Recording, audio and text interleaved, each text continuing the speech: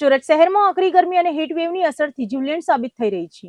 સચિન વિસ્તારમાં ઘરેથી નોકરીએ જવા નીકળેલા એક 28 વર્ષીય યુવાનનું અચાનક બેભાન થયા બાદ કરુણ મોત નીપજ્યું છે।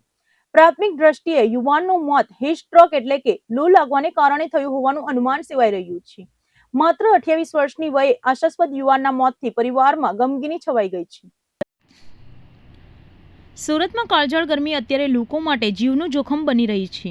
સચિન વિસ્તારમાં આવેલ સાઈ રો હાઉસમાં રહેતા 28 વર્ષીય અનુજ શાહ સાથે બનેલી ઘટનાએ સૌને ચોંકાવી દીધા છે।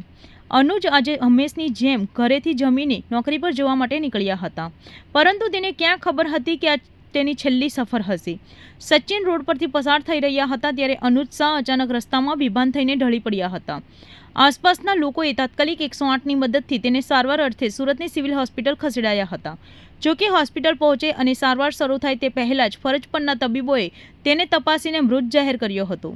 પરિવારના જણાવ્યા મુજબ અનુજને અગાઉ કોઈ પણ પ્રકારની ગંભીર બીમારી ન હતી, તે શારીરિક રીતે તંદુરસ્ત હતો।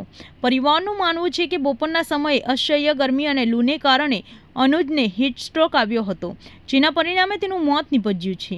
યુવાન દીકરાના અકાળે અવસાનથી શાહ પરિવાર પર આપ તૂટી પડ્યો છે।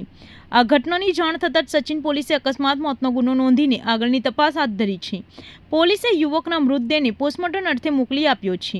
ડોક્ટરોનું કહેવું છે કે પીએમ રિપોર્ટ આવ્યા બાદ જ સ્પષ્ટ થશે કે મોત હૃદય રોગના હુમલાથી થયું છે કે હીટ સ્ટ્રોકથી।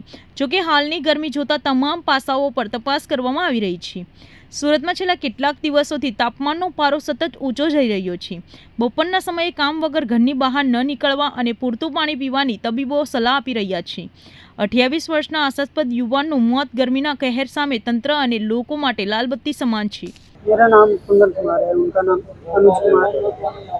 और गर्मी के कारण वो गिरे हैं रोड पे। कहाँ पे गए थे?